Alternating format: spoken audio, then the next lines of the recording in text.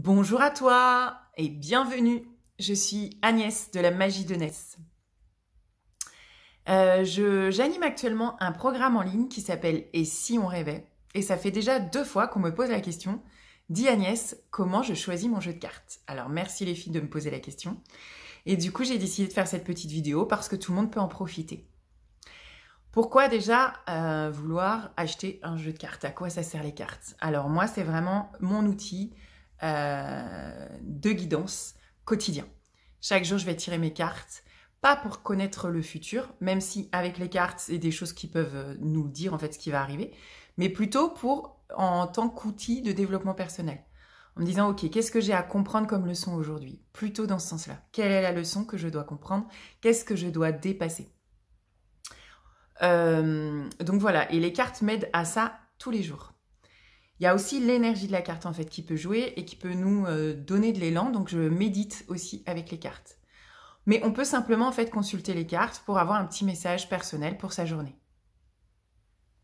Je vais d'abord faire une première partie de cette vidéo pour vous expliquer la différence entre tarot et oracle. Et puis sur la deuxième partie, donc la première partie sera plus sur le tarot. Sur la deuxième partie, je vous expliquerai un petit peu plus mes trucs et astuces et comment moi je choisis mes jeux. Et vous allez voir, j'en ai un certain nombre. À tout de suite. Et on va commencer tout de suite avec les tarots. Alors, les tarots, c'est une famille, on peut dire, des jeux d'oracle. Mais c'est une famille bien particulière parce que chaque jeu de tarot, on va retrouver exactement la même structure. Et pour moi, en fait, la référence, c'est le tarot de Marseille. C'est le premier que j'ai acheté. Le tarot de Marseille, il est pas forcément évident à comprendre. Il a tellement de significations, de symboles, voilà, il y a tellement de choses au niveau des énergies et des archétypes qui sont mêlés à ce jeu que dans sa compréhension, ça demande beaucoup de temps et de maîtrise. Donc je vous ai mis ici plusieurs exemples de tarot pour que vous puissiez comprendre en fait le fonctionnement. Le tarot, il est d'abord constitué de 22 arcanes majeures. Ces 22 arcanes majeures, ce sont des personnages qu'on retrouve sur chaque jeu de tarot. Ici, je vous ai mis le battleur, le pendu et la tempérance. Et je vous ai mis pour que vous puissiez voir, en fait, sur chaque jeu, l'étoile et le monde, qui sont les cartes 17 et 21. Donc, vous avez là, par exemple, cette femme qui verse de l'eau, les étoiles au-dessus de sa tête, et là, le monde, avec les 4 points cardinaux, en fait, tout autour d'elle. Ça, c'est pour le tarot de Marseille. Et là, je vous ai mis le tarot de Dali, parce que c'est un jeu que j'affectionne beaucoup. Je suis fan de Dali. Et donc, voilà sa version à lui de la carte des étoiles et de la carte du monde. Voilà. Dans les significations, ça va être très proche. Il va y avoir des choses qui vont être différentes, mais globalement, on va retrouver sur les mêmes choses. Là, je vous ai mis, en fait, le tarot de la bienveillance. En anglais, c'est The Good Tarot, avec les illustrations de Jenna Della Grottaglia. Moi, je suis complètement fan de ces illustrations. Donc, l'étoile et le monde. Et ici, je vous ai mis le Prisma Vision Tarot de James R. Reid. Et là, c'est sa vision à lui de l'étoile et du monde. Alors, j'ai beaucoup de jeux en anglais, parce que je ne sais pas pourquoi. J'achète des jeux en anglais. Voilà, donc sur un jeu de tarot, on va retrouver 22 arcanes majeures. Et ensuite, on va retrouver ce qu'on peut appeler grossièrement des familles.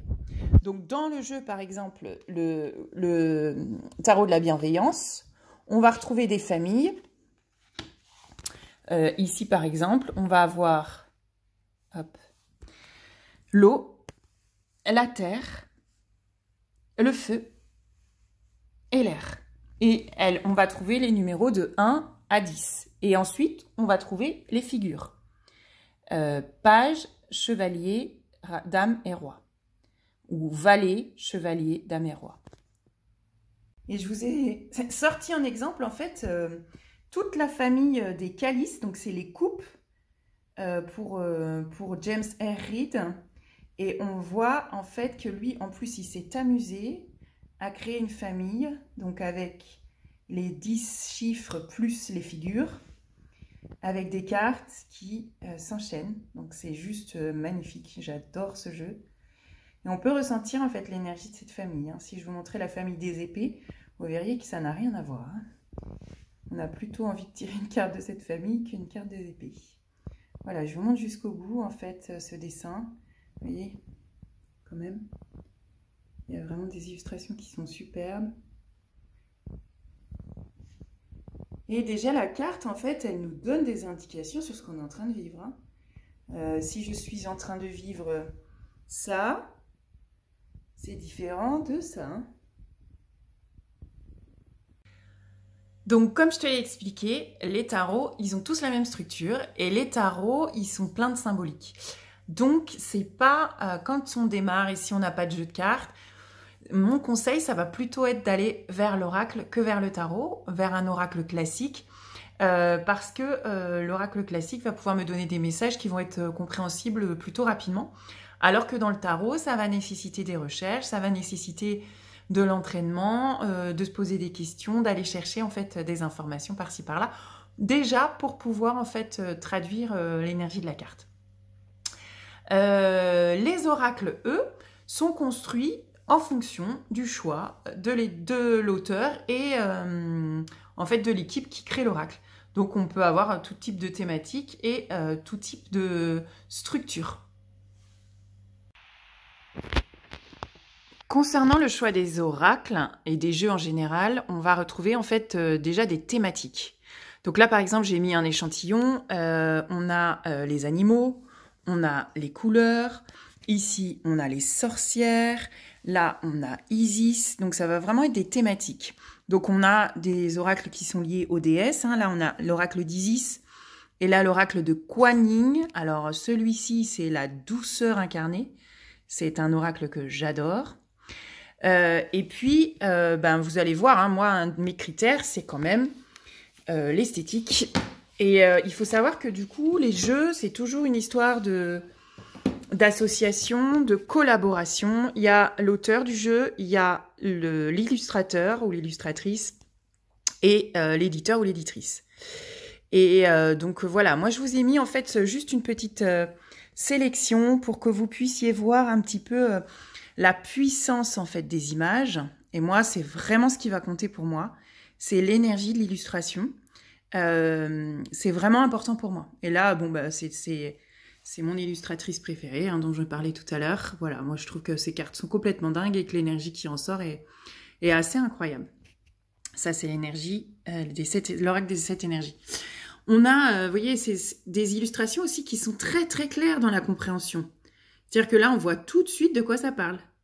Donc, tout dépend aussi si je veux un message tout de suite lu, comme par exemple celui-ci, où je vais déjà avoir l'oracle des haïkus, où je vais avoir en fait déjà une image super sympa, mais aussi un mot, et l'haïku, qui est une sorte de petit poème japonais, qui va déjà venir me donner des indications sur ce que j'ai à comprendre de l'énergie du jour. Et donc, quand je parlais des illustrations, là, c'est mon dernier arrivé et c'est un vrai coup de cœur. Il est incroyable en illustration. Là aussi, hein, je pense qu'en termes d'énergie, vous ressentez vraiment ce qui est.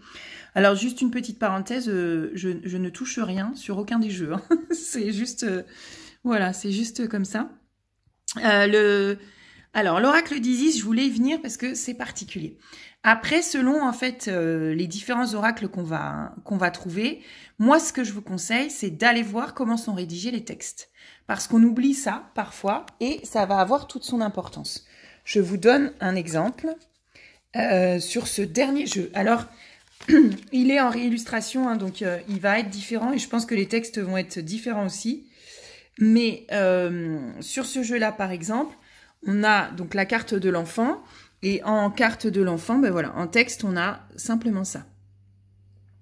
Ça, c'est sur un exemple. Alors, comme je vous dis, hein, ce jeu va être ressorti et je pense que du coup, les textes vont être bien différents. J'ai cru apercevoir vraiment des pages de texte. Donc, ça, c'est super parce que moi, j'aime beaucoup ce jeu parce que je l'utilise pour les illustrations et du coup, ça me permet de faire réfléchir les gens sur l'illustration et de leur faire parler de leur ressenti.